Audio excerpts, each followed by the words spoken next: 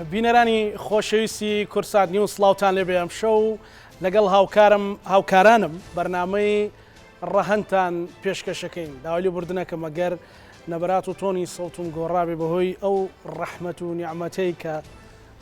خواباراندی بەسەر هەرێمی کوردستانەوە کەمێک دەنگمان گۆڕابێ و ئێوەی پێبێزار نەکەین بە هیوای کۆنگرەی هێز و لایەنە سیاسیەکانێکێکی ترە لە قەیرانەکان لە هەرێمی کوردستان ناوە هێزێکی سیاسی یان چەند ساڵ جارێک هێزێکی سیاسی باز لەوە کات کە کۆنگرەی حزبەکەی بۆ نوێبوونەوە ئەنجام دەدات کە ئەم کۆنگرەیە پەیوەندی بە گۆڕانکاری هەرێمی کوردستانەوە هەیە یەکێتی و پارتی کە دوو هێزی سەرەکین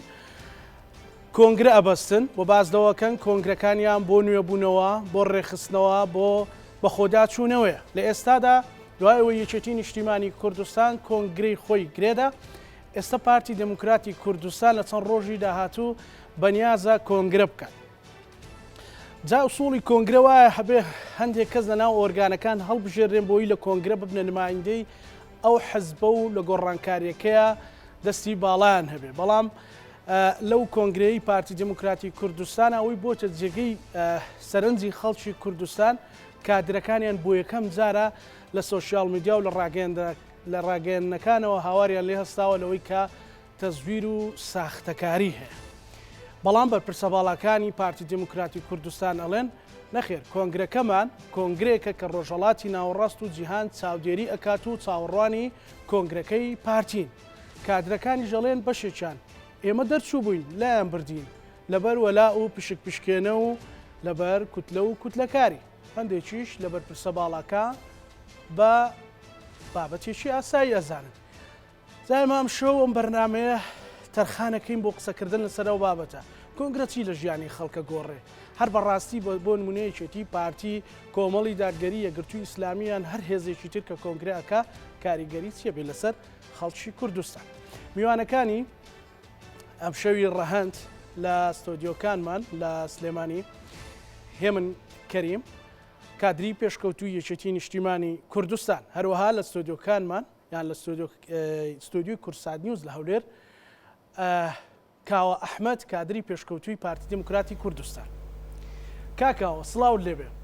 جا من ئەمەوێ هەردوو بۆ چوونەکە لە بەڕێزت بپرسم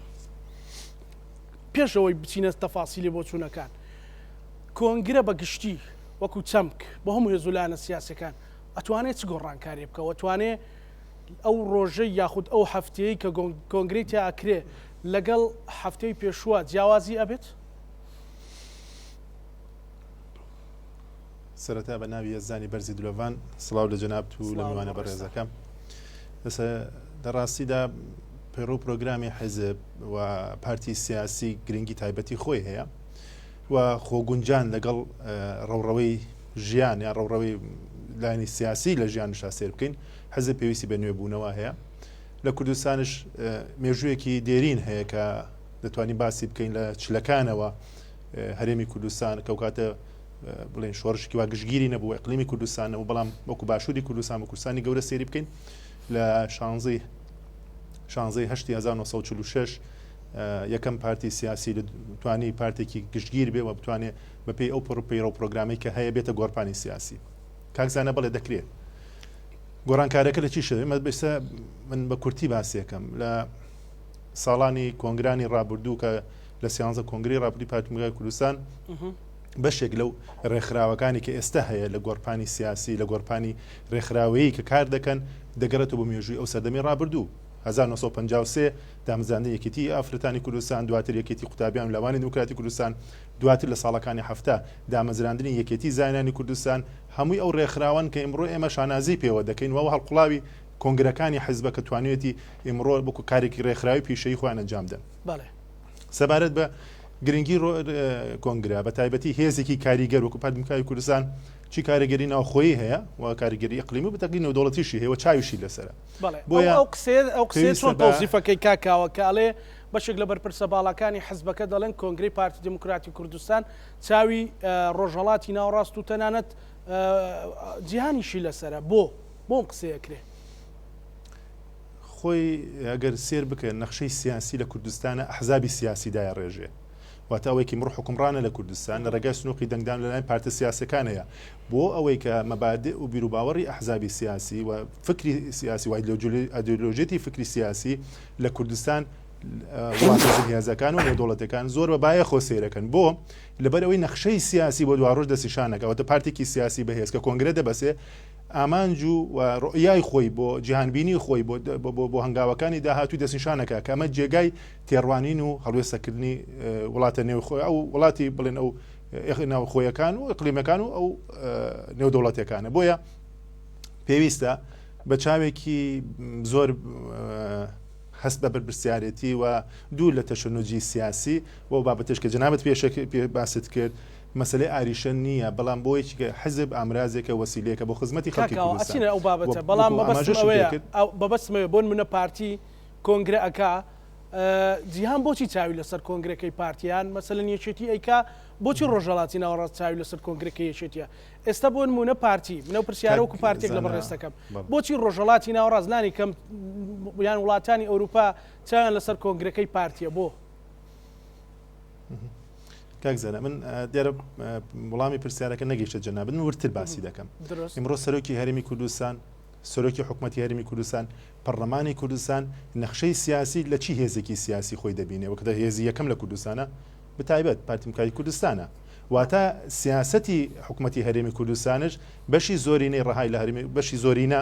کە ئەمڕۆ سیاست دەکات لە گۆڕپانی سیاسی ئەو بە ئێمە نیشانەدا کە ئەمە کاریگەری دەبێت لەسەر بەرژەوەندی وڵاتان لەسەر ئاسایشی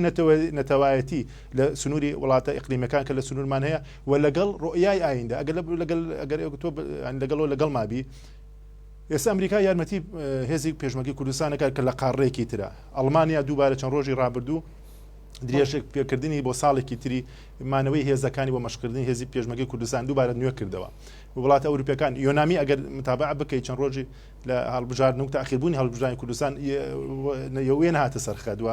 نوێنەری ئەوان بە تایبەتی زۆر لەو کێشمە سیاسیانە هاتنە قسەوەتە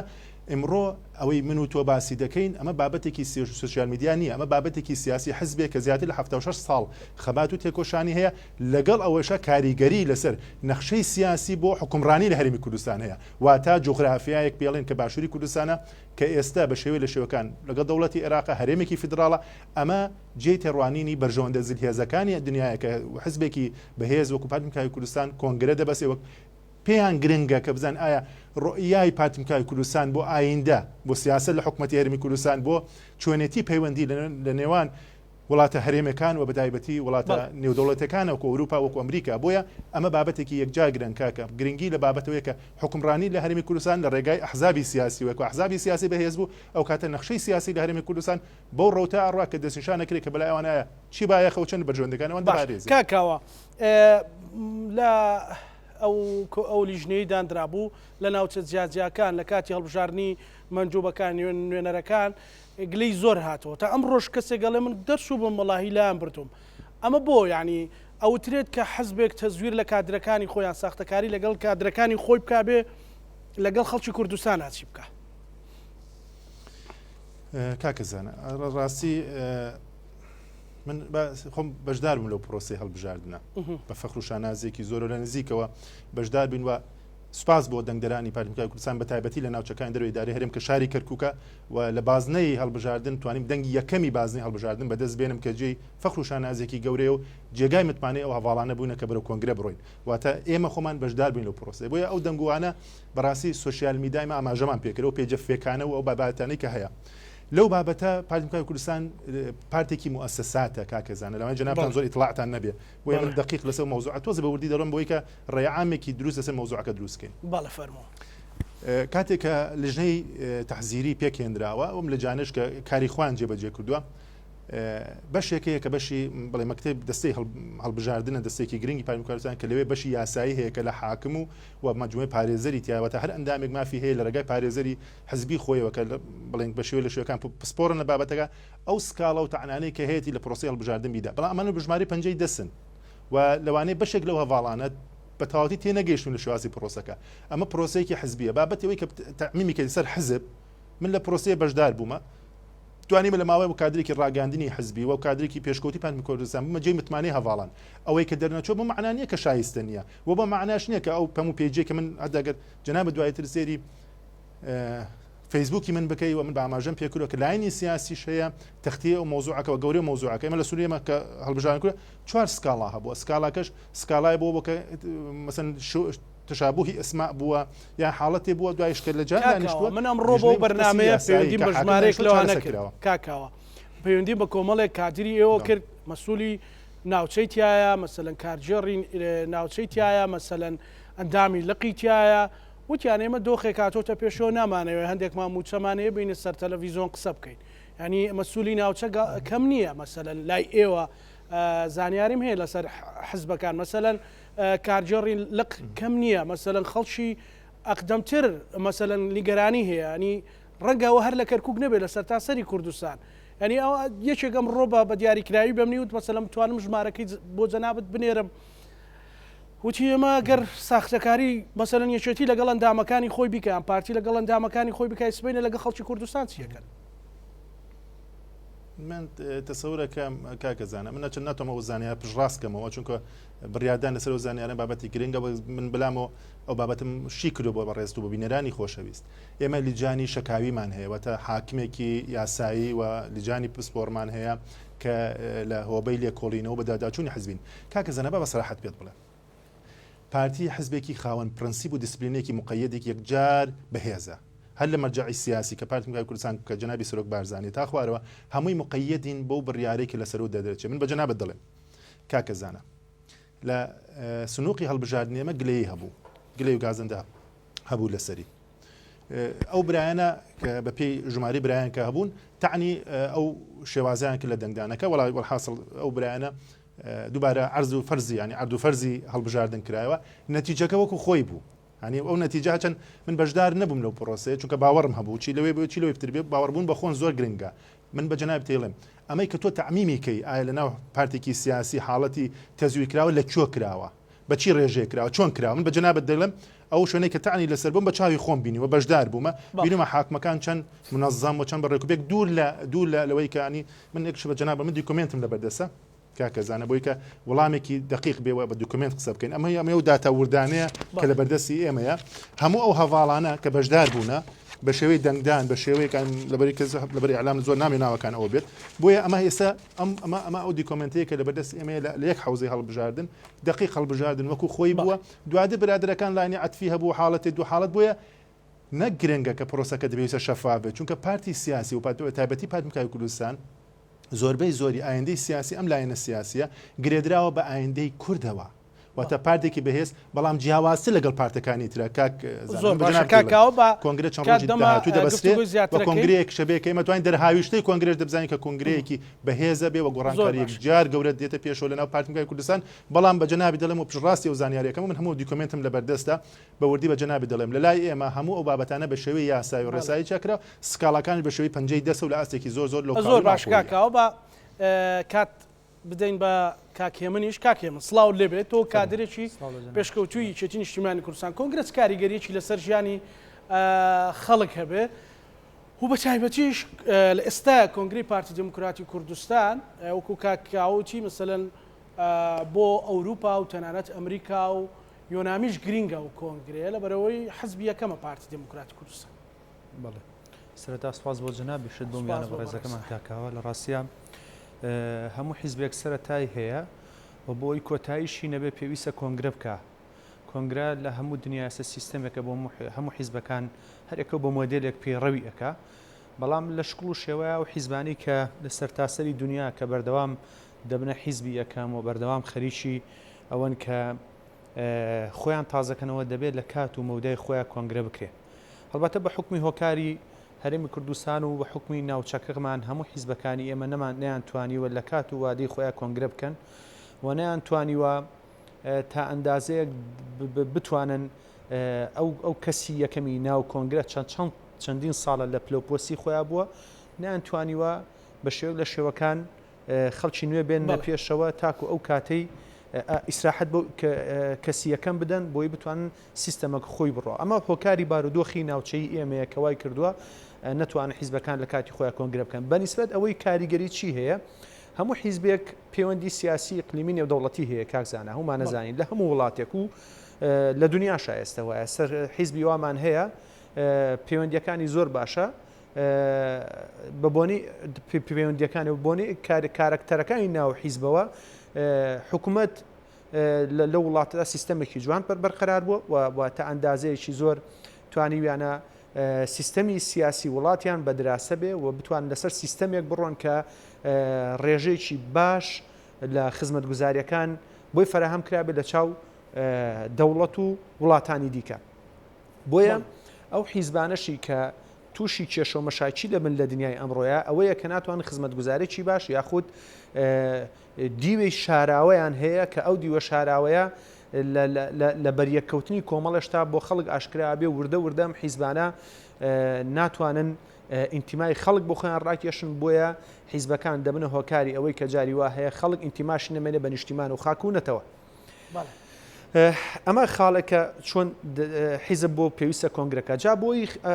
هیچ وڵاتێک هیچ میلەتێک دەستبەرداری خاک و نیشتیمان و ئاوی خۆی نەبێ پێویستە حیزبەکان بەردەوام شەفا بن پێویستە حیزبەکان بەردەوام خەریکی نوێبوونەوە خۆیان بن و زۆر ئاسایی و نۆرمالیش بێ لە لای هەر حیزبێک کە کۆنگرەکە کەسانی دەرەوەی حیزبی یاخود ڕێکخراوەکان یاخود تەنانەت چاودێرە سیاسیەکان یاخود تەنانەت حیزبەکانی دیش بتوان لەسەر کۆنگرێ قسە بکەن جاگەرم حیزبە پلەی یەکەم بە یان کۆتایی چکە هەر نمونەمانەیە لە دنیای حیزب هەبووە لە وڵاتانی دراوسێشمان هەر دراوسێمان حیزب هەبووە لە پێش کۆنگرەیەک حیزبێکی زۆر هین بووە یان نەیتوانیوە دەنگێکی زۆر بێنێ بەڵام لە ئەگەری کە تەوژمی نوێ و دراسەکردنی بارودۆخە سیاسی و ئیقلیم و نێودەوڵەتەکەی تەنیشتی خۆی یاخود لە وڵاتی خۆیدا توانیوەتی لە مای دوای کۆنگرە بچێتە حیزبی دەسەڵاتەوە بێ بە ڕقەمی یەک ئەمان هۆکارم بۆی فاکتەرم بۆی کە حیزب دەتوانێت خۆی نوێکاتەوە و حیزب دەتوانێت بە دراسە سەرکێ و حیزب لە ئەگەری کۆنگرا بە خراپی بڕیار بدا تێەکەوێت ئێمە ئالێرە قساکەین بۆیە مافی بڕای من مافی هەموو هاوڵاتیانی هەرێمی کوردستانە و مافی هەموو حیزب و لایەنە سیاسیەکانی شەکە چاودێرم بەسەر هەر حیزبێکەوە کە کۆنگراکە لە هەرێمی کوردستاندا ئەمە لە دنیا باوە بەڵام بە تایبەتی لە هەرێمی کوردستاندا بۆ چونکە لە هەرێمی کوردستاندا کاکزانە ئێمە تا ئێستا وڵاتێکی ینی لە ناو هەرێمێکی لە ناو عێراقدا و بۆیە پێویستە بتوە بزانین چۆن دراساتی یاخود پەیوەندیەکانمان پتە و ئەەکەین چکە جاری وایە حیزبێک دەتوانێت پەیوەندیەکانی هەرێمی کوردستان بشێوێنێ ئەگەر دراسەیەک و پەیڕەوێکی جوان یاخود لانی کەم نەتوانرێت سەرکەلەیەکی باش بۆم حیزبەدا بنرێتەوە ئەو کەسانی دەچنە ئەو حیزبەوە خەڵکانێکی ئاگان لە مێژوو تاریخ نەبێ خەتەرە و بۆ ئایندەی هەرێمی کوردستانیش خەتەرە بەڵام من بە تەشید زۆر بەوازەحیش ئەیڵێم وە زۆر پێشم وایە دەبێت چاودێر بن بەسەریەوە و نابێت هیچ کەسێک لە هیچ لایەن هیچ ڕێکخراو بێت جا ڕۆژنامەنووسان بێت چاودێری سیاسی بێ حیزب بێ نابێت چاوپۆشی بکەن لە هیچ کەم و کورتێک لە نێو کۆنگری هەستەنگانی تۆکو کادرێک بۆ کۆنگری و ئامادەکاریەکانی کۆنگری پارتیچی ینی پێت وایە کاریگەریە بێت لەسەر هەرێمی کوردستان بەڵێ چۆن بەتەشید چۆن پارتی دیموکراتی کوردستان لە کاتی کۆنگرە یەکێتیە کەناڵەکانی 24 سعات کردبوو بۆ ڕاوەرگرتن بۆ پیشاندانی واقعی ناو کۆنگرا و پیشاندانی ئەو خەڵکانی کە لە کۆنگرە بەشدارم لێدوانیان لێوەرەگیرێ وەکو ڕۆژنامەنووز و کەناڵی فەزایی مافی خۆیەتی بە هەمان شێوە منیش مافی خۆمە لەسەر کۆنگرەی پارتی قسە بکەن بەری پارتی دیموکراتی کوردستان حیزبی حکومڕانە و سەرۆکی حکوومەتی بەدەسەوەیە سەرۆکی هەرێمی بەدەسەوەیە پەیوەندیەکانی هەرێمی کوردستان لای ئەوە بۆیە من بڕای من ئەمەی کە ئیبینم لە ئێستا من بەداخەوە لە ماوەی چەند ڕۆژی ڕابردوو تا ئەم شەویش خەڵک بەوازەحی بە سەوت و سوورەی خۆی لە سۆشیال میدیا تا ئەندازەیەک سکاڵا ئەکا پەنا ئەبا بۆ سەرۆکی پارتی دیموکراتی کوردستان و دێڵ پێڵێ ئەمە قبوڵ مەکە لە منتیقاکان ئەیبینین لە شوێنان ئەیبینین ئەمە وازەحە خۆ بڵاویان کردو کاکزانە جان دەڵێ تەزویرمان لێکرێت دەڵێ پارە تەوزیع کراوە دەڵێ هەڕەشەمان لێکراوە تەنانەت خەڵگەیە ئەڵێ هاتوونتە سەر ماڵەکەم و خەریب و ڕۆشتوم یعنی بەجێمێشتووە یعنی بۆ نوە دوو شەو سێ شەو لە ماڵەوە نەماوم ڕۆشتوم بەجێمێشتووە ئەمە مانەی وا هەیە کە پارتی دیموکراتیک خەلەلی هەیە لە کۆنگرەکەی خۆیان ئێستا لە خەلەلایە و بێ بە زووترین کاتم خەلەلان چارەسەر کرێت چونکە بۆ ئەگەر چارەسەر نەکرێت ئەگەر ئێمە بەردەوام بێ کاکزانە بەردەوام بێ ئەگەری کێشەی زۆرمان هەیە لە هەرێمی کوردستاندا چونکە خەڵکێتی گومانی بە دەنگدان و بە هەڵبژاردننیش نامێت دوو ڕۆژتر تۆ حیزبێک لە ناو خۆتە ئەوەتە بە ئامیاشکە خەڵکەکانی ناو خۆت بە سەوت و سوڕۆ بڵاوی یەکەنەوە کە تەزویری لێ ئەکرێ بۆ هەڵبژاردننیش خەڵک متماین ئاە بە دەنگدان ئەمە یەکەم وتویستم لەسەر بۆچی گرنگە کۆنگرە بۆ حیزبەکان بۆچی دەبێت دیموکراسیی پێ باش بێت چونکە کاتێک کە جەناب پێشەچکەی باش و خەڵگێ بەرپرسیارەتی لەم حیزبەوە پێشتر تام چکە ساتەژ منش قسەی تیاکەین هەر پارتیە و دیفاعی لە حیزبەی و لە پێڕەوەکەیەکە بەڵام ئەو پێی وایە غەدی لێکرا و پێی وایە تەزویرا دەکرێت ئەم دەنگەش کە بەرزەکاتەوە مانی وایە بیگاتە شوێنێک کە نێڵ ئەم تەزویراتە بکرێت ئا لە لای کێشەیە دروستە بێ ئەگەر ئەوانەی سەرەوە ئەمە ببین و چاوپۆشی لێ بکەن گومان لە هەموو پرۆسی کۆنگرەکە دروستە بێ بۆیە خەتەرە لە ئایندێ ئەگەرمە چارەسەر و معالەجە نەکەین و ئەگەر ئەمە بەردەوام بێ ڕەنگە لە کۆنگرەیەک بێ خەڵک یعنی ئەمە ڕەنگە بۆ بەرامبەر بە کادیرەکان بوو بێ ململانی نێوان کادیرەکانی حەزبێک بوو بێ بۆچی پێ دوای ڕنگدانەوەی لەسەر ئەی بەسی تۆ بە هەڵبژاردننی هەرێمی کوردستانەوە ئێمە لە هەرێمی کوردستان ئێمە لە هەرێمی کوردستان زۆرترین کێشەمانەیە هەموو هەڵبژاردنێک بەداتا بەڕقم خەڵک پێ دەڵێت تەزویرە خەڵک پێ دەڵێت تەزویرە خەڵگەڵی هێزی چەکدار بەکارێنێ خەڵگەڵە هەڕەشە لەکە خەڵگەڵی دەنگ تەزویرەکە خەڵگەڵی سەود دەنگ ئەکڕێ پارە تەوزی ئەکرێ ئەمانە بەرهەمی ئەم جۆرە کۆنگرانن کاکزانە بەرهەمی ئەمانن بەنەتیجەی من نامێ زۆر برد بمەوە بەڵام بەنەتیجەی من ئەگەر ئەمە لایانی کەم ئێستا خودی کاکاوە فۆرمێک بەرزەکاتەوە ئەڵێ ئەوە هەمووی نا کاکاوە جیانی خەڵک تۆ کادرێکی ئەم حیزبێ خەڵکەوەتە بە سەوت و سوورە بڵاوی کردن لەو بایلەکەی منایە ینی تۆ ئەمەش ببینە دەردی خۆ دەڵێ ئەوەشەی بەس ئەوەش ببینە حلی بکەن ئەگە حلینەکەن ڕەنگە علاماتی پرسیار لەسەر کۆنگرەکەتان دروست بێت و دوو ڕۆژتر تۆ ناتوانانی من ناتوانم حکومڕانیەکی ڕسمی ئەم وڵاتەمە بەدەست حیزبێک کە کۆنگرەکەی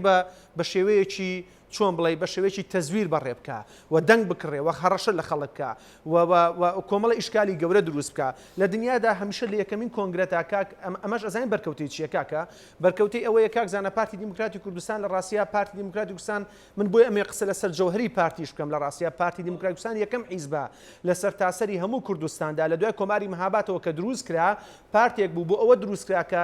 هەموو حیزب و لایەنە سیاسیەکان لەما ئەو کاتە کە حیزبی کوردی هەبوو هەمیان بە کۆنفرانس خۆیان توانەوە و وتیان دەپێویستە پارتێکی یەکگرتووی سەرتاسەری کوردمان هەبێ ئەم پارتە ئەو پارتەیە کە لە ساڵی 1940دا کە حیزبی هیوا حیزبی ڕزگاری حیزبی شۆڕش خۆیان بە کۆنفرانس خۆیان تواندەوە و کۆمەڵێ سەرکردە و خەڵکانی بەتوانە و ئەکادمی و دکتۆر و تا ئەندازەیە کتێبەکانیان ئێستا هەیە کە خەڵک خوێندێتەوە یعنی خەڵکانێکی دیار بوون لەو سەردەمەی خۆیان و بۆ ئێستاش حیزبەکانی خۆیان توانەوە و کاتنە سەر ڕێگەی ئەوەی کە بیانێ پارتی دیموکراتی کوردستان دروستکەن ئەوە بوو بەرهەمی هەڵوەشانەوەی هەموو حیزبەکان لە هەرێم ئەو کاتە لە کوردستانی باکوور لە کوردستانی باشوور لە ڕۆژهەڵات لە ڕۆژئاوا سەرجەم حیزبە کوردیەکان کە ئەو کاتە هەبوون هەر هەمیان توانەوە پارتی دیموکراتی کوردستان لە ساڵی 1946 دروستکرا بەرهەمی پارتی دیموکراتی کوردستان کاکزانە بەرهەمی دوو دانە ساڵ بە دوواداچوون و شاخ و ئەملاولایە لەگەڵ پارتی دیموکراتی کوردستان کاتێ دروستە بێ هەمزە عەبدوڵڵا کە کارکتەرێکی گرنگی ئەو سەردەمە بوو خودی ئەچێ بۆ لای بەڕەحمەت بێ قازی محەممەد و بەڕەحمەت بە مەلا مستەفای بارزانانی و کاتە لە کوردستانی ئێران بوون کە ئەم فکریان نانێت دوجار لێرە مامۆستا ئیبراهیم محمەد و کۆمەڵێک لە خەڵکانی بەڵێ زۆری تایە ینی خەڵکانی ترکە بەرهەمەکان کو کردو لە 2 ساڵ لە 44 ئەم هەوڵیاندا لە 2 ساڵ هەموو حیزبەکانی تریان بە کۆنفرانس واش کردەوە لەماوە پارتی دیموکراتیان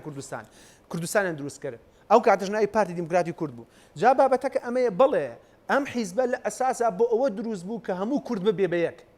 بەڵام وردە لە کۆنگرە بۆ کۆنگرە لە کۆنگرە بۆ کۆنگرە دوایی دەرکەوت پارتی دیموکراتی کوردستان ئەوە بوو ئەم سیستەمە سیاسی ئێستا حەزەکەن کاکاوە مێژووە نیگەران نەبێت لە منچکە بەڕاستی کاکزانە مێژوو ئەڵێ شتێکێ ئەڵێ بێدەنجی لە ئاستی مێژوودا شەیتانێکی لاڵا زانی بۆیە ئەبێ من ڕاستیەکان بڵێم بۆ مێژووە زانی ئەم پارتی دیموکراتی کوردستان لە سەرەتادا بەرهەمی کۆمەڵە خەڵکە کە بۆ ئەوەی کوردیە گرتوو بێ بەڵام لە کۆنگرەی شەشی پارتی دیموکراتی کوردستان کە ئەو کاتە لە دەست کۆمەڵێک ئەم بەرهەمە سیاسیان ڕابردویا بوو هاتەوە دەست خودی لەگەڵ ڕێزم دابێ بیڵێن بۆی وابزانم خودی لەگەڵ بنەماڵی بەڕێز کاک مەسعود ئەو کاتە لە کۆنگرەی 6 پارتی دیموکراتی کوردستان کەوتەلایەن ئێستا کۆنگرەی پارتی دیموکراتی کوردستان لە چواردەم کۆنگرەیان بەڵام لەوەتەی پارتی دیموکراتی کوردستان چۆتە لای ئەم بەڕێزان و سەرکردە سیاسیانەی ئێستا حالیان لە 8مین کۆنگرەیان 6 کۆنگرەی خۆیان نەبووە ئەو کەسانی تا ئێستا لەو 6 کۆنگرەیە دەرکراون کۆمەڵە کتێبی لەسەر تەسفەی سیاسی کراوە بەزاتر بۆ من بەسم لە نقطەیە بەس ئەو جملەیە تاواکەم کارزانە مەبەستم تەنها لە یەک دوو نقطەیە بۆچی بمەوێت قسە لەسەر پارتی بکەم بەڕاستی گرنگە لەبەرەوەی من ئەم ئومێدەوارم کۆنگرەی پارتی لەم کاتەیە بچێتەوە سەر ڕتمی بیدایەتی خۆی کە بۆ یەکگرتووی هەرچووە پارچەی کوردستان دروستکرا بۆ ئێستا بۆ چییە بۆ ئێستا پێ دوایە بۆ چییە ئێستا مێژوو پێمانەڵێ لە ساڵ 1964ەوە لە کۆنگرەی 6ەوە پارتی ئەم پارتی دیموکراتی کوردستانی ئێستا کێشەی لەگەڵ حیزبی دیموکراتی کوردستان هەبوو دروست کردووە کێشەی لەگەڵ برایانی ڕۆژهەڵاتمان دروست کردووە کێشەی لەگەڵ کوردستانی ڕۆژئاوا دروست کردووە کێشەی لەگەڵ باکوور دروست کردووە باشووری کوردستانیشمان خودی خۆی بۆتە کێشەیە گواتە بەدیوێژی لە دیوەکانە ئەگە بەرهەمی یەکەمین کۆنگرەی بووە ئێستا بڕامەیە دەوڵەتی کوردیمان دروست بووە بەڵام لە دوایە کە کۆنگرەی 6 پارتی دەست پێەکە هەموو ئەو بیرکردنەوە یەکگرتوویە نامێنێ بەداخەوە بۆیە من ئومێدەوارم لە کۆنگرەی چواردەیە بگەڕێنەوە بۆ کۆنگرەی یەکەم باش کاکەوە کاکێ من ئەڵێ من بە مافی خۆم ێزام وەکو هێزێکی دیار قسە لەسەر پارتی بکەم و پێشتر بەرهەمی کۆمەڵێک خەڵکی زۆر تایبەتمەندی گەورەیان هەبوو وەکو مامۆستا هەمزە عەبدوڵڵا وەکو مامۆستا ئیبراهیم ئەحمەد وەکو کۆمەڵێک کەسایەتی گەورە 2 ساڵ شەنوکەی وەزعەکەیان کردو تا گەیشتون بە نەتیجە بۆیە مافی خۆیەتی قسەی لەسەر بکرێت ئەڵێ ئەمە ڤیددیۆ و سەوت و سوڕی خەڵک خۆی هاوارەکە کە ساختەکاری کراوە ئەمە خەڵک بێمتمانەکە بۆ هەڵبژاردننی کوردستانیش بۆ چوونی بەڕێست کاکەزان بەتاکیید گرنگی پارتی وایە ئەنی هەموو هەنگاوێکی پارتی بەلانی ئیجابی ڕنگدانەوەکی گەورەی بە شێوەکەی ترژوەکو جەنابە داماژت پێکرد کاکێ من وتی مێژوو هەڵدەینەوە تەسەوڕ ناکەم لە مێژووە کاکێ من حزبەکەی قازان چکە ئەن باوەڕ ناکەم و بدوو لە عقدەی ئەنتی پارتی قسە بکەیان ئیرهابی فکری بدرامەر بە پارتی من بە جەنابەتم وت دیارە کاکێ من تەرکیزی نەبوو لەسەر قسەکانی من دەڵێم لیجانی تایبەت هەیە واتە هەر برایەکە گلەیی هەیە یان و تێبینیەکیە شوێنێکی تایبەتمەند هەیە کە بەشی یاسایی و حاکمی لێە و بە دواداچوونی سکاڵاکانەکە و هەندێک لە دیارە کاک من بیاگایە بۆ یەکە هەم برادران و هەم ڕێ ئامش لێسە ئەوە بکەین هەبووە لە کۆنگرە دەرچووە هەبوو ئەندامی حزبە دەرچووە مافی هێنا بەڵام بەپێی ئەوەی کە سکاڵای لەسەر بووە مافی ئەندامەتی لێ وەرگیراوە تۆ کاکێ من بێخەبەرە سەبارەت بەو بابەتەی کە باسی کرد و باسی هەموو ناوانەی کە بۆ من هێنا چی لە 1964 دەی 1996 حەبوو 66 بەڵێ مێژوویەکی تاڵە ئەوەی کە ئیمڕۆ جەنابەت باسێکەکەی و باسی هەڵدانەوەی مێژووەکەی و پارتی کوردستان بۆ تۆمەتبارەکەی لەگەڵ ڕۆژهەڵاتە کێشەی هەیە و لەگەڵ برایانی ڕۆژاوا کێشەیە لەگەڵ باکوور کێشەیە نا دەسەوەرەکەم تۆ حزبەکەت لەگەڵ خودی خۆی کێشەی هەیە و حاڵی کۆنگرەکەی جەنابەتمان بینی کە چی بەسەرەکات و ئێسر بەچی دەردێکەوە ناڵێنەوە تەسویە یەکترەکەم بۆیە من بەو زمانە نهاتم لەگەڵ کاکی من مێژووی بۆ هەڵدەمەوە کاکزانەش دەزانم من کادرێکم من هاتبووم بۆەوەی کە بارودۆخەکە شەن و کۆ بکەین بەڵام هاتە سەر بابەتی کە مێژوو هەڵدەن و بڵێ ئێمە کۆڵ ئێجازە بدێت بەڵێ ساڵی 64 بەشێک لە مەکتەبی سیاسی من نامی نای کەس بێنەوە کەس بریندارکەم بەڵام بەسەرکردایەتی ئیبراهیم ئەحمەد چوون بە شکستیان خوا چوونە هەمەدان و جاشەتی وڵاتێکی وەکو ئێرانیان کردەستۆ دواتر ساڵی 1966 کۆڵوانە سوورەکان دێکە بابی من یەکە لەو پێشمەرگانە بووە و مێژووی ئەوەی بۆ من گەڕانێتەوە دیکۆمنتەکانەوە لە بەردەستی منە لەوانێتەوە بەدەستێکی بەتاڵ و مێژوویەکی ئیرهابی فکریاتی بەڵام هەموو مێژوەکان لەمە تۆ لە جەنابەت باسی مەجموعەی ناوت هێناوەکو ئەو شەخسانە باشە ئەی کاکە شێخ لەتیفی حەفید بۆ باس ناکەی ئەی کاکە زیادی کۆی باس ناکەی کاک عەلی عەبدوڵڵا بۆ باس ناکەی کاک عەبدولکەریم بۆ باس ناکەی بۆ ئەو قارەمانانە باس ناکەی کە پارتیان ئیمڕۆ گەیانێتە ئەو ئاستەی کە تۆی کە لە شەستی سلێمانی بیرۆکەت قەید کردو لەوەی کە لەوێەوە ئەنتی پارتی بڵێ من بە جەناب دێڵم من ئاگادارم من دەڵم ئەوەی کە لە سوشیال میدیا قسەکە زەعیفە و تەسەوڕ ناکەم ئەوەی پارتی بێ نابێت ترسنۆک بێ ئەگەر کادرێک ئەوەندە بوودەڵە و پاتاڵ بێ کە لە ماڵەکەەوەی نەتوانێت بخەوێ سوێن بە یەکڕەنگی خوای گەورە ئەوە پارتی نییە چون پارتی بوون باوەڕ لا دروستەکە کە ئیرادە دەبێ و نەترسی اینجا دەوەی کە کەسێ نەتوانێت بەرگری بکات لە مافەکەی خۆی و شەو پڕات لە ماڵی غەزورانی ڕاکە و ماڵەکەی خۆی بەجێ بێڵێ ئەوە کەی کادری حزبە واوەش لە سوۆسیال میدیا قسەیان کردووە هەمووی ئەوانە لێکۆڵینەوەی حزبیان لەگەڵەکرێ بۆ چونکە شوێنێکی دیاریکرا و دیاریکراوە ئەم کۆنگرە بایەخی خۆی هەیە نەک ئەوەی ئێوە کە قسەی لە کاکێمەن و ئەو ئەفکارانە قسە لەسەر ئەم بابەتاکەن بگرە زیاترش بینیمانەکەم حزبە چەند معاملەی نێو خۆی لێکرا چەند معاملەی ئیقلیمی لێکراوە چەند معاملەی کاکاوە بۆ معاملەی مەسەلەن یەکەمە کادرێکی خۆتان مەسئول ناوچەیەکی خۆتان کارجەڕقێکی خۆتان کادرێکی پێشکەوت و مەسەلەن گلەی و نیگەرانی بکات مەسەلەن بۆ معاملەیە ناتوانێت ئەزان چۆن پارتی بوون کاکەزانە پارتی بوون مقیدە بە پرەنسیپێکی پڕ لە حزبایەتی دەڵێم و جەناب دەڵێم و حنجەیەکەم و پێم خۆشە بۆ کەس بە سیاست حنجەکەی بەداخەوە دەڵێم شوێنی تایبەت هەیە حاکمی تایبەت هەیە دانیشتووە لێکۆڵینەوە دەکات ئەوەی کە ئیمڕۆ من بەسەراحەت دەڵێم ئەنی مەقولەیەک هەیە لەوانەیە زۆر ئەوەش نەبێ بەڵام زمانی من ئەڵم کە برتەوە پێویست بە شەرح ناکە کە دۆڕانت کەس شەرح لێ وەرناگرێ ئەوەی کە ئیمڕۆ باسەکە مێژوو هەڵەداتەوە باوەڕکە قازانج نە قازانج ناکە بگرە زەرێکێک جار قورسەکە مێژووی من کۆن هەڵ نادەم و مێژووی شەش حومانگی ڕابردوو هەڵەدەمەوە مێژووی تیرۆرکردنی کەوادری یەکێتیە بینم ئایا ئەوە قورستر نییە ئایا ئەو مامۆستایە کە بەداخەوە لە هەولێر تووشی حاڵەتێک بوو لەلایەن برایەکی ئاسایش و تووشی حاڵەتێک بوو کە ڕنگدانەوەیکی زۆری لە سوۆسیال میدیا ئەینەن مامۆستا لە بەردەم مەڵبەندی یەکێتی نیشتمانی لە کۆیە کوژرا فیشکی پێوەندرا و شەهید کرا بەڵام باس نەکرا ئەمە ئیرهابی فکریە کوشتنی ئینسانێکی مامۆستا یان کە بەداخەو پێزەوەندی باسی کاریگەری کۆنگرەکەین مەسەلەن ئەو نەهاتۆش باسی کاریگەرێک من ڕازی کۆنگرێکی پارتی هەموو بۆ یەکگرتووی هەموو کورد بێ یعنی ئەو قسەی بۆ خراپە بۆ معاملە بۆ ئەنتی پارتیە نا ئیجازەم بەرێ من دەڵێم کە تۆ باسی من تەمەن ئەو ناوم لایە ئەو شخصم لایە کە بە جەناب تەڵێ لە سوۆسیال میدیا قسەی کردووە لەگەڵ جەماعەتی پەکەکە قسەی کردووە وابزانم شوان ئازادە کەسێکی نەخۆش دەروون نەخۆشە بەرامبەر بە ماڵی بارزان و پارتی ئەوە لە دەروی وڵاتە و خەباتش لەوێت من ئاسانە دەروی خەبات یان لەگەڵ ئەو کابرای مەکی هەیە نازانم کێ مەکیە من بە جەنابی دەڵێم ئەوانە ناکرێت ئیجازە چالاکوان نییە بەخوای کاکە زبر بێ قەینا بەڵام کاکە نەخۆشە بەڵێ باشە کاکەزانە بۆ نەخۆشە ئەزان بۆ نەخۆشە ئەمە بێ دکتۆر تەشخیصی بکات بۆچی ئێمە تەشخیصی لاینی ئێمە بپێ ئەو مێژووی سیاسی کە هەمانە خوێنمە بۆ ئەوەی دژی پارتییان دژی کاکاوە توایە لایەنی بۆ ئەوەی دژی پارتی قسە بکات دەرونی نەخۆشیانەوەی بەرامبەر یەکێتی قسە بکە یەکێتی پێی بڵێ دەرونی نەخۆشە یعنی بۆ پێتان وایە ئەبێ ڕەخنەتان لێگیرێ بۆ قبوڵی ناکەن باشە نەخۆش چۆنە من بێک پرسیار لە جەناب دەکەم مێژووی پارتی لە ساڵی 64 هەڵەدەیتەوە ئەمە وەکو تعنی بۆ پارتی ئەڵێم خەلە هەبووە بەسەرکردی فلان ناوی دووسێ کەس یەکجار دێنی باش باش هەر کۆنگرەکەی دوێنێکە پێرێکە کێشەی تا بۆ ئایسە تەسفی لەسەرەکەن ئەمە ئیرهابی فکریە ئێمە ئەمانەوێ حزبێک بین وەکو یەکەم بمێنینەوە من دوو لەم بابەتانە بەسەراحەت قسە بکەم باش تۆ باز ئەڵێ کادرێ قسەی کردووە ئەزان چەند کەس بەشداری لە پرۆسە بۆ کاکەزانە ئەزان عدەدی دانیش ئەزانی ژمارەی هاتن گەورەترین تۆماری سەرکەوتن بووە کە ئێمە توانیمانە زۆرترین تەنزیمەکانی حزبی نسە سنوقی دەنگدان بەو ڕێژەیە لە هەڵبژاین داهاتوو ئەم بەرنامەی پێم خۆشە بمێنێ بە مێژوو لی دەرەوە ئەگەر کورسەکانی پارتو لە هەڵبژاین داهاتوو زیادی نەکرد دیارە ئێمە لە ئاستی ئەو بەرپرسیاتی شناسی شەقامی کوردستانین زۆر باشە بۆی بۆ تۆ ڕوون بێ من ڤیددیوڵێکم هەیە بێکەوە سەیری شاشەکەی بەرامبەرێکە ببوورە ینی کادرەکانی خۆتان خۆیان قسەیان کردنە بۆ پەکەکە قسەیان کردنە بۆ ئێمە قسەیان کردو خۆیان لە دێنی لەکوێ هەناسەیەک یان پانتایەکیان هەبوو لەوێ قسەیان کردوەگەر سەیری کەی مەسەلەن کاکە پانتاینێ کاکەزانەوە هەڵەیە سوشال میدیا خۆیان کاکزانە من بە جەناب خۆمە هەموو من چەند ڕۆژی ڕابردوو ئەگە جازم دەیت من بە جەنابەت دەڵێ پێرەکەی فەیسبووکەی من لێبدا ئەگە جەناب دەسەلات فەیسبووکەی من لێدا من بە جەنابەت دەڵێم ئەو بێجانە من ئاماژەم پێ کردووە لە سایدی گەلی کوردستانەوە ژمارەیە پێج دەسیشان کراوە کە بە ناوی کەوادری پارتیەوە بە ناوی وەهمی و شیعارات هەتا بەڕۆلۆگەی پارتی ناوی سەرۆکشەوە بینیمە هین هەیە ئیجازەم دەیت تاویکەم ئیجازەم دەیتێ من بە جەناب دەڵێم من ئەوەی کە تۆ جەناب من بڵاوم کردێتەوە کاکە تو پێک بگەڕۆ سەرسینەوەی من بە جەناب دەڵێم ئەم بابەتە کە تۆ بچووکێکیت تۆڵە کاکە شتێکی وایە من بە جەناب دەڵێم هەر کادرێکی حزب ڕخنەی هەبوو بێ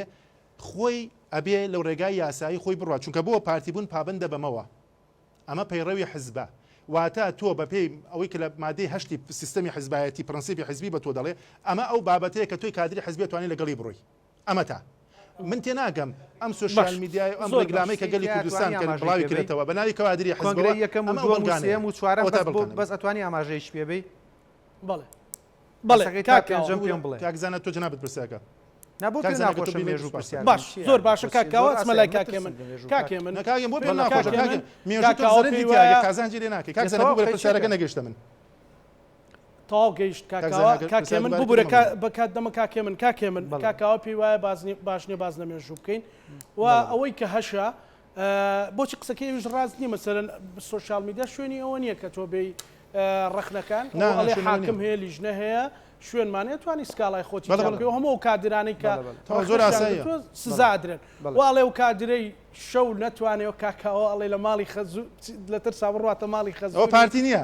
بەرام ترسە ترس کابرا ترسنەکە مافی خۆی پێ نەپارێزێ ئەوێ مافی وڵاتێکی وەکو پارتی کوردستان پارێزێ ناتوانێت کاکێ من پرسیارەکە بۆ کاوە بات عدالت لە ڕاستە بە هەمان نەفەسیش قساکە منیش بڕام وایە کادری یەکێتی لە مێژوەکەی خۆی ناترسێ بۆیە زۆر بە ئاسانی لەم کەناڵەشەوە باسی مێژوەکەم ئومێدوارم بە هەمان نمونە بۆ خۆش سەری خۆش حسابیکەی طبیعیشە ینی طبیعیە مێژوو هەڵبنەوە چی ینی باسی ئەنو ئاشکال ش دەڵبنەوە کە هیچ کەس لە مێژوو زەرەر ناکاگە هەڵبدرێتەوە بۆ نمونە هەڵەکانی مێژوو ئەگە کرا بێتوانین چارەسەری بکەین من بەو نەفەسە قساکەم نەک بە نەفەسێت تۆ باسی ئەوە بکەی بڵێ حاڵی خۆتان جوانە ئەگە بم بڵێ حاڵی خۆمان جوانە ئاجوانە بەڵام پێ دەڵم حاڵی تۆ لەکوێ جوان نییە نە لەوێ و نە لە ئێستا و نە لە ئایندە بەو نەفەسە ئێستا چونکە ئاماژەکانی بۆ لەگەڵ لە مێژوو قسە ناکەم بەڵێ ئاماژەکانی شەرمی لێمەکەن پارتی دیموکراتی کوردستان بەم دەڵێ بۆ ناو ناهێنی قوربان ناوەهێنم بەس حەزم نەکردی ئەم چمە و دیتێڵەوە بۆ توای من نایزانم بەڵێ برا گەورەکەم مامۆستا برای مەحمەد وە حەمزە عەبدوڵڵا بووە کاک زیاد غەفوری بووە عەلی عەبدوڵڵا بووە عەبدولکەریم تۆفیق بووە تەها محێدین بووە ساڵح یوسفی بووە صدیق ئەتروشی بووە ئەون یوسف بووە مامۆستا مەلا حیکمەت ئەمین بووە چەند کەسایەتیش تر بوون کاک زانەوە کاک ئەحمەدیانی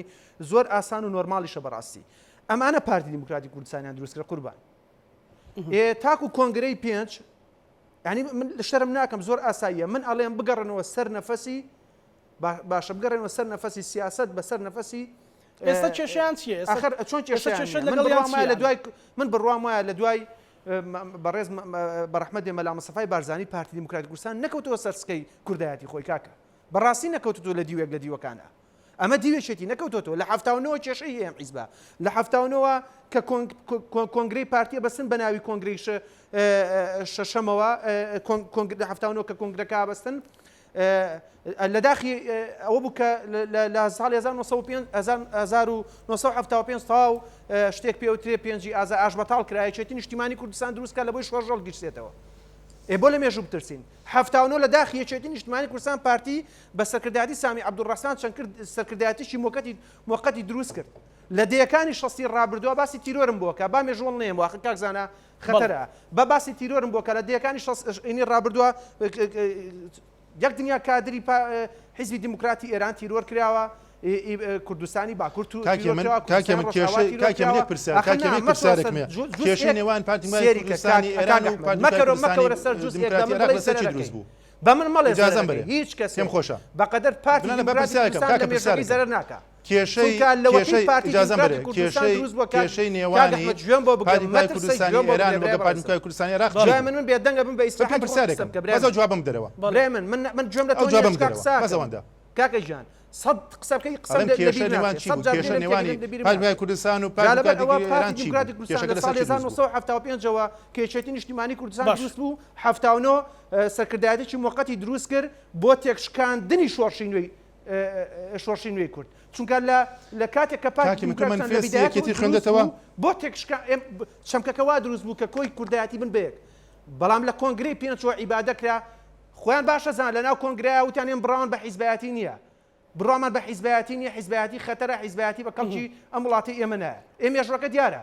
باشە چەندین کتێب بۆ هێنی قوربانەوەتە کتێبی دکتۆر مەحموود عوسمانەیە کاکە باشە لە تەقسیمی سەورەی کوردیا باسیەکە بۆ لە 1960 بخوێنەرە بۆ سەرەوە بزانە باسی چیەکە با من نەیخوێنمەوە عیبە باشە بۆ آخر من تااقەتم نیە منلانێ ئەوان باسکەم بنانێ ناوماڵی خۆیان باسکەم کاکە من نەچمەوە جەدەلەوە ئەوە لە خۆ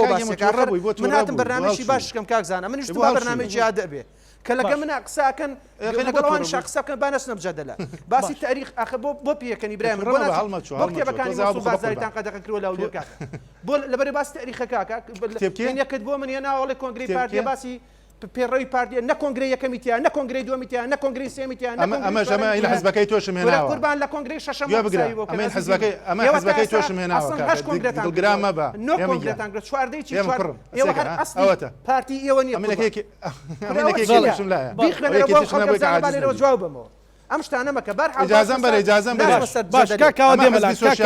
ئەمە ڕێبازەکە مامجللا لە کاتی وەکو توی پەروەردەکە بە من دوت ئەوە کێ کاکزانە بە من دوت وتم بابا هادی بێ لە پێناو بەرژەوەندی خەڵکی هیچ باسی شتێک ناکەین بەس ئەمە تۆ بۆ هەڵچی دۆرم بۆ کا خۆی سلێمانی بۆ هەڵەچی کاکە بۆ هەڵەچی شیان کرد و جەنازەکەشیان بە دیاری بردەوە بۆ ئێران کاکە لە بیرتان کاکە ئەمە باشە مامەڕەشتان لە حزبەکەی بیرتونیە آخر باسی کاکە یەک دنیا شەیدمان ناوبەدە زمانە بۆ هەڵەچی هەموو کاکێ تاریخی من. حسابکەن کاکێ ئەخە من، ناشەهیدم ماوە کاچی منۆکێ قسەیت کاکێ من بای بە باسی شت بە من مەکەم شت کاکێ پێمە هەڵمەچەوە باش کەواتە کاکێ شەربا بە هادی قسەکەم هەڵمەچەوە جەنابان لەسەر خۆت بە. حیزبەکەتان لە کاکە با بگەنسە تەوەرەکە بەخوا برا تۆ تووڕە بوو. بە ڕێژەیەکی تووڕەمە یاسایی بە قوربانی. ناکرێت و بەو ناتوانم بە زمانێکی باش دانی پێ بنێن لەبەری کۆنگرەکەیان ئەوە بۆچی بە سوورەشانیان کە تەزویرە کاکە بەڵام ئەوڵی کاریگەری لە ئەمریکا چاوەڕێ باش کاکاوە دێمەلات بوو برە کاکاوە دێمەلات من بڕوام وایە ئەمریکا بڵێ ئەمریکا چاوەڕێم کۆنگرەیانە ئەگەر ئەم کۆنگرەی پارتی دیموکراتی کوردستان بە خۆیانە نەسنەوە بەو سیستەمی ڕابردوو ئیشکەن باشە ئەوێ هەموو کە سەمیعناوە تەعنا شوێنی کەوێ کاکە لای ئێمەی کورد یەک کەس پێویستم بە شوێنی تونی کاگەم بۆ شەمانەکەمانچێ بەسەرتان دووشن حزبی خۆتی بۆ دوای منەکەی دوای من مەکەوە پێغەمبەر مقدسە هیچ کەسی مقدس نیە عزیزی من لەبەر ئەوە باشە هەڵەتە بیت نازم خاک مقدسە ئیجازە بەرێ با فێرت خاک مقدسە پێشمەرگە مقدسە نیشتیمان مقدسە سرودی نیشتیمانی مقدسە ئاڵا مقدسە تۆ بۆ خۆت دەڵێ کاکە من ڕێزم هەیە ئەوانە پیرۆزن تکان لێکم کاکە تۆ ڕاستە هەڵچیتە وەرەوە سەر خۆت وەرەوە سەر خۆت لەسەر خۆ باش لەسەر خۆت لەسەر خۆت باشە لەسەر سیاسەت بەتون ناگرێت کاکە وڵامێکی مقاستە دەمێ کاکە زۆر لەسەر خۆت زۆر کاکزانە فەرموو کاتی خۆی تەشویشتان خستە سەر رادیۆکانی یەکتر ئێستا خەنە سەر مقابلە یەکتر وڵی کاکزانە من ئەمێ بە هادی قسەکە من ناسەوە جەدەلەوە بەڵام وتم مێژوەکە ئێمەگیان لەسەر خۆت ئێمەگیان لەسەر ئاخریا پارتی دیموکراتی کوردستان کە گۆرگەی تەواوێ با پیرۆزبایەکی باش بکەین کاکی باش کاک کاوە 2000 پێت وایە من کاتەکەم بەرەو کۆتایی 2000 پێت وایە کۆنگرەکەتان لە داهاتووە خەڵک چاوەڕی چی لێ بکات وازە جەدەل بێنە خۆی نەنە جەدەلەکە من هەڵەچم نە جەدەلەکەم بەس دیار و کاکی من تۆزێ ئەوە بوو هینشە مناقەشەشی سیاسیە تۆزێ ئەو بخوا سار بێتەوە مهم ئەم جەدەلە بۆ نییە خوانە خواستە بە شێوەیەک بۆ بین کە کێم مەلا بەزێنە بکەین نا بەڵام من بە جەنابەت دەڵێم ئەگەر ئەو مێژوەی کە من وتم ڕاست بێ ئمە تۆ ڕقەمێکی کوردستانەوە پێم بڵێ خەڵک چاوەڕێی لە کۆنگرەکەتان بکە و سبەی نەژگەریەکێتی بڕیاریدا چاوەڕێکیان لێ بکات دو حەزبی حکومڕانن ئێمە منێکش بجنا بڵێ ئەم کۆنگرەیە کە بێ کە بەڕاستی پێتان دەسەخێنە سەر کەم و کوورەکان کەم و کوڕیش هەیە ئەوەی کە گرنگە بەلای ئێمەوە کاکەزانە ئەوەیە کە مەرجعەتی ئێمە مەرجعەتێک و پرەنسیبی حزبی و حزب بوون هەیە بەڵام حزبایەتی بە شێوەی لێ شێوەکان وەکو چۆن ئێستا ڕێز بۆ کاکی منێ ئەڵێ مەسەن هیچ شتێ پیرۆز نییە بە نیشتیمانە ئاڵایە پێشمەرگەیە خاکە مادەی سەوچ لە کەرکووکە پیرۆزیەکێ بۆی کە ئینتیمای نیشتیمانی بگەڕێتەوە کورد چاوەڕێیە شەقامی کوردستان چاوەڕێ کە پارتی بە گروتینێکی ترەوە و لە بیریشمان نەچێت پێکەوە ژیان یعنی ئەگەر ڕکەبەرێک خەسمی واتە بە پێکەوە ژیان قمارێک نەوە بە ڕێفرەندۆم پێکەوە ژیان هەوڵ بدەین بە پێکەوە ژیان هەوڵ بدەین لاینی سیاسی وە بکەین بۆیە ئەمسالی کاکێ من و ئەوانە ژاوەژاوێکی سیاسی بۆ بابەتێکی تایبەت شخصیە بۆیە من ئجازەم بەرێ تاوی کاش هەڵەچی تووڕە ئەبی بێتاقەتە بی نابێ هەڵچی سیاست بە نەفەسێکی درێژە بێ کۆنگرەی پارتی کۆنگرێکی سەرکەوتووە بێ و لەگەڵ قەراری گرنگی تیاادرێ بۆی کام کۆنگرە بتوانێت زۆر باشە کاکەوە بەتاقی سەحابی نیشتیمانە ئەوانەی کاکەوە دواسەرنجی خۆتم پێ بڵێ بەرژەوەندەکانی هەرێمی کوردستان بەرەو پێش کاکەوە دواسەرنجی خۆتم پێ بڵێ سیاسی وا بیر نکاتەوە کە بە بچووکردنەوەی لاینی سیاسی بتوانێت خوانە خواستە کۆنگرە بخاتیژە پرسیار نا هەموو حزبێک پێویستە بە نوێبوونەوەی خۆی بۆی کە ئاراستەی سیاسی خۆی و ڕۆیای خۆی و جیهانبینی خۆی ئایدۆلۆژی فکری خۆی بۆی کە پانتایەکی زیاتر بتوانێت خزمەتکە ئێمە لە کوردستان ڕکەبەرێکین خۆ خەسمی یەک نین برادری بۆ چوونێکی بەم شێوە حەقد و تووڕەبوونە ناکرێت ئێمە دەکرێت بەخۆبین بەڵام ڕێگاکەمان ئەگەر یەکریزی بە زمانێکی قسە لەگەڵاکەم کاکە بەڕا بە زمانێکی سیاسیانە قسە لەگەڵان ناکەم کاکە من دواسەرنجی خۆتم پێ بڵێ بە سیاسی بیکە بۆ تۆ چۆن قسەم لەگەڵاکەی بە سیاسی قسەکە کاگە من تۆزمانی سیاسی ئێمە باش کاکێ من دو سەرنجی خۆتم بتوانێت دەورێکی باش بۆ سیاسێکی باش گرنگ سەرکەوتی کوردستانە فەرمووسەرنجم بۆ بابەتە بڕام وایە ئومێدوارم کۆنگرەی پارتی دیموکراتی کوردستان سەرکەوتوو بێ کاکە بەڵام کاتێکێکی قسە لەسەر کۆنگرەی پارتی ئەکا ئەم برادرانی پارتی فێرمن تێکسەر تەوژمێنن و لەگەڵیشیا بوختان و کاشتی ژێ پێتانە بنێ وڵا دەرزیەک ئەنج ئەمە یەکشتی تر بەڕاستی قسەمەمەیە بەوازعی پێتام من ڕای خۆم بڵێ مەکو کادرێکێکی پێشکەوتو یەکێتی نیشتیمانی کوردستان من بڕوام وایە یەکێتی نیشتیمانی کوردستان ناتوانێت لەگەڵ حیزبێک بەردەوام بێ کە لە تەری ناتوان نوێرێ باسی مێژوەکەی بکەین پێی نایڵێ دەستاری لەگەڵ حیزبێک ناتوانانی بەردەوام کە بەبەڕاستی پێوەڵێ باسی ئایندێ وڵاتە بکەین ئەمە هەر من نیم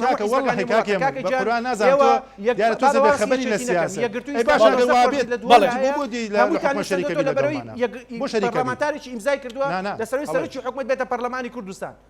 کاکە ئەم حکمڕانی ئاوا ناکرێت خۆ چاکە وازەمە بێنە ئەمە دموکراتی کوردستان سپاس بۆ بەڕێز هێمن کەریم کادری پێشکەوتویەکێتی نیشتیمانی کوردستان